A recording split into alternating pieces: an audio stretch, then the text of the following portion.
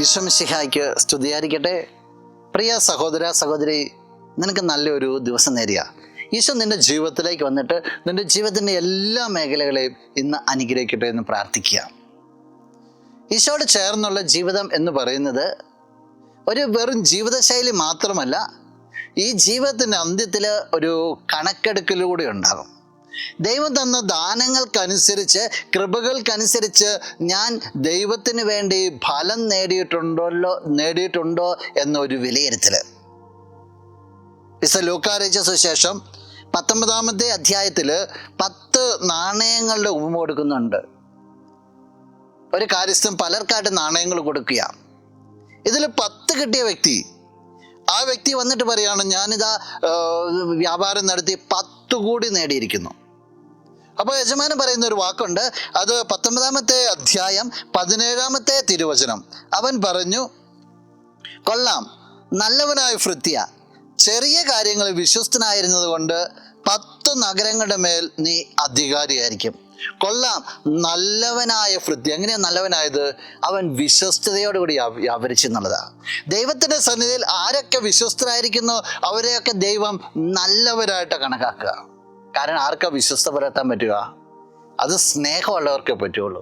സ്നേഹമുള്ളവർ എപ്പോഴും നല്ലവരാ.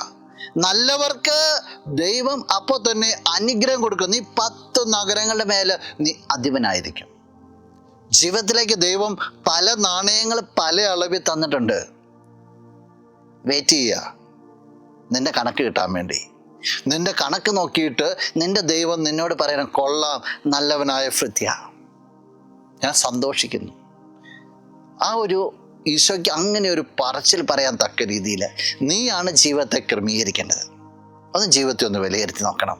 ഈശോ ഇന്ന് എന്നോട് കണക്ക് ചോദിച്ചു കഴിഞ്ഞാൽ എപ്രകാരമാണ് എനിക്ക് കണക്ക് നിരത്തുവാനായിട്ട് സാധിക്കുക? ഈശോ എന്നിൽ സംപ്രീതനായിരിക്കുമോ?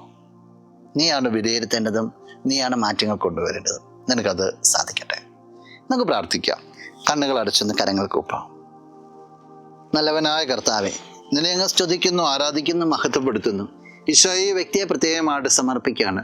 വിശ്വസ്തയോടുകൂടി നിന്റെ മുമ്പിലായിരിക്കുവാൻ ഈശോ, നീ കണക്ക് ചോദിക്കുമ്പോൾ അതിൻ്റെ പൂർണ്ണതയെ കണക്ക് നിറവേറ്റിയതിൻ്റെ സന്തോഷത്തിലായിരിക്കുവാൻ വേണ്ടി ഈ വ്യക്തിയെ നീ അനുഗ്രഹിക്കണമേ. ഈ വ്യക്തിയുടെ ജീവിതത്തെ നിന്റെ പരിശുദ്ധാത്മാവിനെ നിറയ്ക്കണമേ. സർവ്വവിധ കൃപകൾ കൊണ്ട് നിറയ്ക്കണമേ, ഇപ്പോഴും എപ്പോഴും എന്നേക്കും. ആമേൻ.